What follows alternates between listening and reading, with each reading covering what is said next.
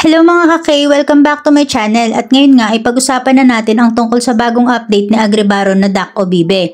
Unahin ko na to bago sa mga bagong labas na seeds. At ito nga ang duck ay marerentahan sa halagang 150 gold coins in real cash. Ito ay nagkakahalaga ng 1,500 PHP. O teka lang, alam ko na may magrereklamo na naman ulit sa inyo dahil bakit ang mahal.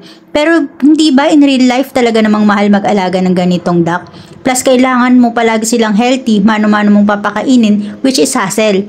Kasi imbis na marami ka pang magagawa, maubos na ang oras mo. Kaya naman, please tapusin natin ang video hanggang dulo para malaman mo kung anong possible income nito sa isang araw at hanggang sa isang buwan. At ayun na nga, ang duck ay mayroong output na 1 feather at 1 egg. Halos same lang din sa manok pero naiiba ang halaga ng feather dito. Dahil ang feather income dito ay may halaga na 1.89 diamond per feather. At yung itlog ay may halaga na 5 gold coins. Nakatulad ulit sa dati na ang mga egg output ay papaikot pambili ng pagkain ng duck. So kung meron kang isang duck, meron kang 1.89 diamond per day. Dahil sa feather at sa real cash nito ay 18.9 PHP. Paano naman kung 30 days? Di 1.89 times 30 days ay meron kang 56.7 diamond per month. At sa real cash ito ay 567 PHP. O sa isang duck pa lang yan ha, paano kung 6 na duck pang meron ka? O pasadahan natin saglit para malaman mo rin ang difference niya sa manok dahil nagawan ko na yan ng video dati, di ba?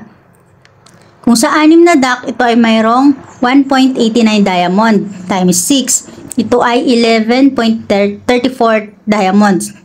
At sa real cash, ito ay 113.5 in real cash. Sa isang araw pa lang yan ha. Sa isang buwan naman, ito ay possible income mo kung araw-araw mo silang papakainin. 11.34 times 30 days ay meron kang 340.2 diamonds.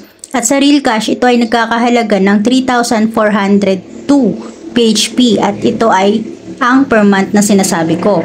O ano pang masasabi mo ngayon? Kung ako sa'yo, ay magda-download na rin ako ng Agribaron at hindi na maghihintay pa ng matagal. Kung makikita nyo dito na napakarami pa talaga nilang ina-update, ayan may construction pa dyan.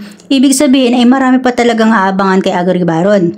Kaya naman sa mga interesado dyan, ilalagay ko ang download link ng Agribaron sa ibaba at ito ang invitation code ko, ilalagay ko rin sa may description. Sasama ko rin ang Telegram link ko sa ibaba para kapag meron kang mga katanungan at nais na malaman ay masasagot ko kaagad doon. Ayun lang mga ka-K, maraming salamat hanggang sa susunod kong video. Bye!